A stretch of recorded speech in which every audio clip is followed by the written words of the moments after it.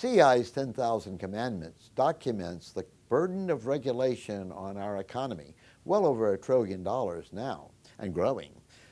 There's another form of burden that is not a domestic burden, but an international one. International treaties, such as Law of the Sea, which act like regulations, but can be very, very costly and in many ways are even less disciplined. More on the Law of the Sea Treaty and other international treaties in a moment.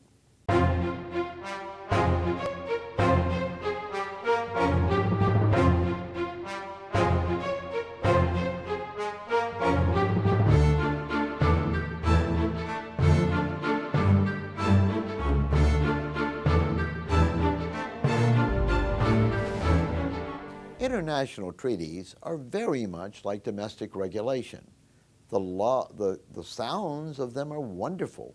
Law of the Sea, bringing tranquility to the great Pacific Ocean and so forth. A UN Convention against all forms of discrimination against women. Who could be against that? Or laws for human rights, and on and on and on. They all sound good, but of course so do regulations. You pass motherhood treaties, motherhood regulations, which nobody can oppose or which are difficult to oppose, but all of the costly implications are decided off-screen in implementation processes that can go on forever, where special interests and bureaucrats make deals that affect the rest of us. One example is the Law of the Sea Treaty. The Law of the Sea Treaty would basically give control of 2/3 of the ocean surface to a UN bureaucracy, where the United States would give up the rights it has had historically to use its resources and to extend its control over those resources into its adjacent waters, or to negotiate with nation states who are on the other side of those ocean waters to decide how best to ensure that those resources are used jointly for the benefit of both nation states.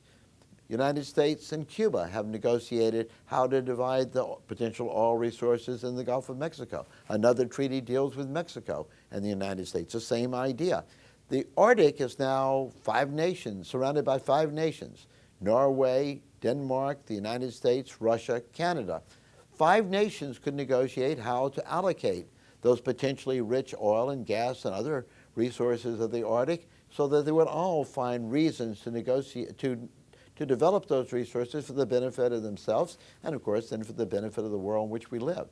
To bring 200 nations at the United Nations into that process would ensure chaos, special dealing, bribery, corruption, all the things we've come to associate with the United Nations. And yet, the Law of the Sea Treaty has been endorsed by very large numbers of big businesses in America, the military in America, the bureaucracies in America, many politicians.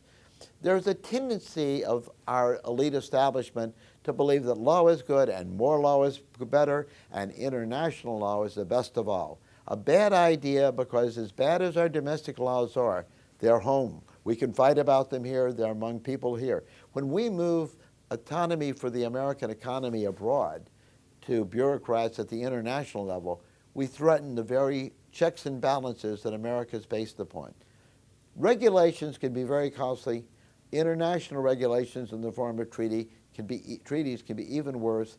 It's time to stop those kind of transgressions against our economic freedoms, to allow laws to be restricted, let property rights expand, not bureaucracies.